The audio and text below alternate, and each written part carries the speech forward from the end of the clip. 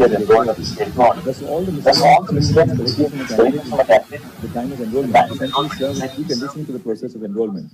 Since Section 24(1)(f) specifies the amount that can be charged by the SBCs as an enrollment fee, the SBCs and the BCI cannot demand payment of fees other than the stipulated enrollment fee as a precondition to enrollment. Dignity is crucial to substantive equality. The dignity of an individual encompasses the right of the individual to develop their potential to the fullest. The right to pursue a profession of one's choice and earn livelihood is integral to the dignity of an individual. Charging exorbitant enrollment fees and miscellaneous fees as a precondition for enrollment creates a barrier to entry into the legal profession.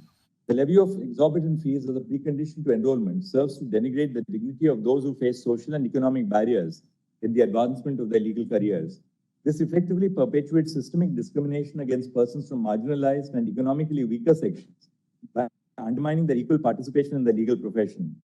Therefore, the current enrollment fee structure charged by the State Bar Council is contrary to the principle of substantive equality. The State Bar Council and DCI are directed to ensure that the fees charged at the time of enrollment comply with Section 24(1)(f), and the provision is not defeated, either directly or indirectly, under the garb of different nomenclatures.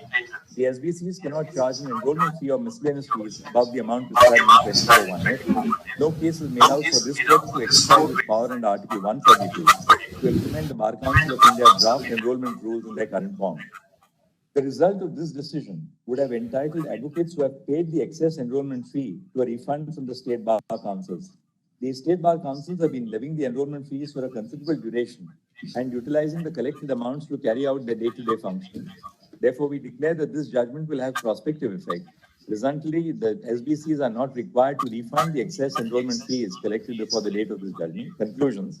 In view of the above discussion, we conclude that A, the State Bar Council cannot charge enrollment fees beyond the express legal stipulation under Section 24(1)(f) as it currently stands. B, Section 24(1)(f) specifically lays down the fiscal preconditions subject to which an advocate can be enrolled on state rolls.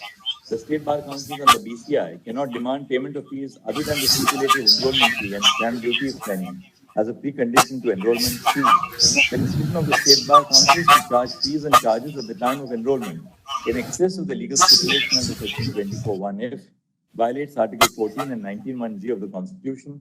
And D, the decision will have prospective effect. The State Bar Councils are not required to refund the excess enrollment fees collected before the date of the judgment. In view of the above, the petition, transferred cases, and transfer petitions are disposed of. Obliged. We have Mr. Mishra have also referred to the good work which the State Bar Councils are doing. And we have said they are independently entitled to charge for the work which they are doing because they are doing all the legal education and other things, but not at the time of enrollment.